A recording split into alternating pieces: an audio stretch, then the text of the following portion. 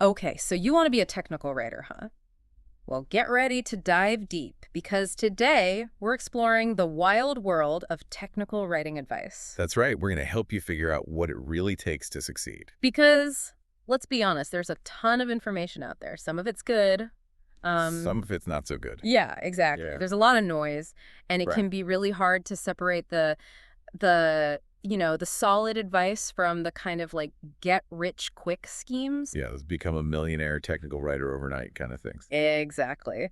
So, to help us navigate this tricky terrain, we're going to be dissecting a really insightful article by Curt Robbins, a technical writer who's been in the trenches for decades. He's seen it all, and he's not afraid to call out the BS. Exactly. And his article is all about vetting technical writing resources. So, basically, how to tell the good advice from the bad. Which is so important because you don't want to waste your time on stuff that's not going to get you anywhere. Exactly. So, Robbins gets right to the point in his article. He says, don't believe the hype. And he's talking about those promises you see everywhere, like learn technical writing in 30 days or become a six-figure technical writer with no experience. Right. Like those YouTube videos that are like, get started in 30 days. Yeah, exactly. It's like, come on, is that even realistic? Right. And Robbins calls them out on it. He's like, look, this is a real profession. It takes time and effort to develop the skills and experience you need to succeed. And it's not just about learning some software or memorizing a bunch of rules. You got to be able to think critically, solve problems, and communicate clearly. Totally. You have to really understand your audience and be able to tailor your writing to their needs. Exactly. It's not as easy as some people make it sound. No, it's not. But Robbins does offer some really practical advice on how to find credible resources and mentors. And one of his most interesting points is about using social media, specifically LinkedIn and X. Right. Who knew social media could be your secret weapon in the fight against bad technical writing advice? Right. But it makes sense when you think about it. Yeah, Because in 2024, everyone and their dog has a LinkedIn profile, right? pretty much. It's like the new business card. Exactly. So if someone's trying to sell themselves as a technical writing expert, but they don't even have a LinkedIn profile, that's a huge red flag. Yeah, it's like, are you even a real person? All right. Like, what are you hiding? Exactly. And it's not just about having a profile, it's about what that profile says about you. Right. What kind of content are you sharing? Are you connected with other professionals in the field? Are you engaging in conversations? Exactly. You can tell a lot about someone's expertise and professionalism just by taking a quick scroll through their LinkedIn profile. Okay, so we've established that social media can be a valuable tool for vetting potential resources and mentors. But what else should you be looking for?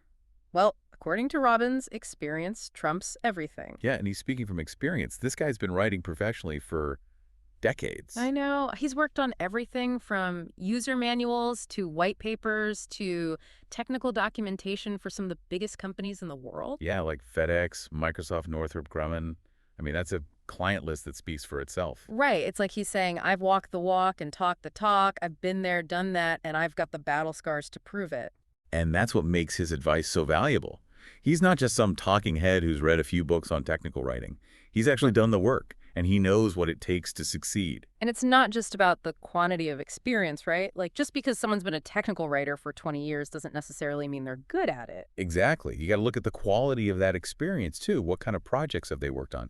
What industries have they written for? Right. And Robbins actually gets into this in his article. He talks about the difference between generalist technical writers and specialist technical writers. Which I think is a really important distinction. Yeah. So a generalist technical writer is someone who's comfortable working across a wide range of industries and document types. Right. They're kind of like a jack of all trades.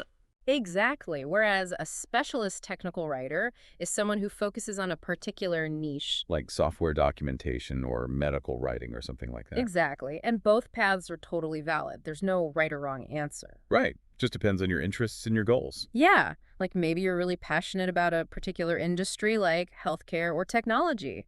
Or maybe you're really good at explaining complex technical concepts in a way that anyone can understand. Exactly. And that's why it's so important to vet your resources and mentors, because you want to make sure that their expertise aligns with your specific goals. Right. Like if you're interested in becoming a medical writer, you probably don't want to get advice from someone who's spent their entire career writing software manual. Exactly. You want to find someone who's been there, Yeah. done that, and knows the ropes. So how can you, as someone just starting out, tell if a resource or a potential mentor is the real deal?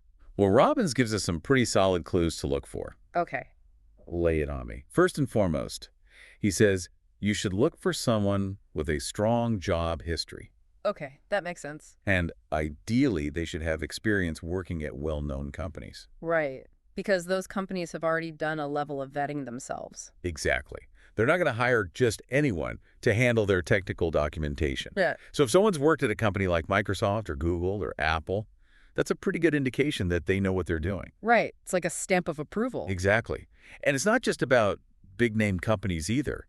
You can also look for people who have worked on projects that are similar to what you're interested in doing. Okay, so let's say I'm interested in writing about artificial intelligence. Right. So you could look for technical writers who have experience working on AI projects.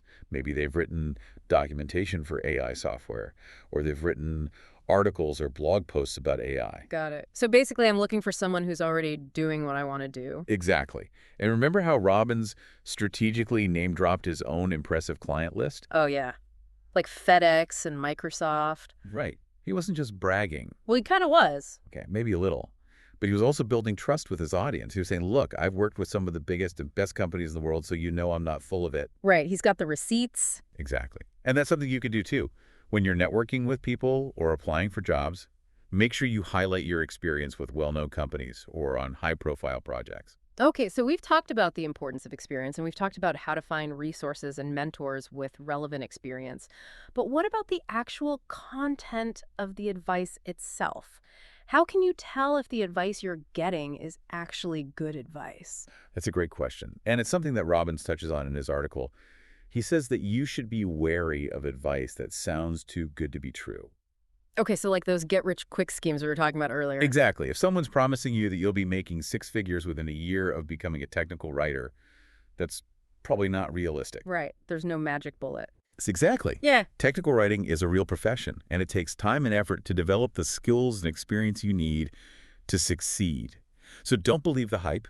It's like he's saying, yeah, be cautious about who you're learning from, but also, like, take a look in the mirror, you know? Oh, I like that.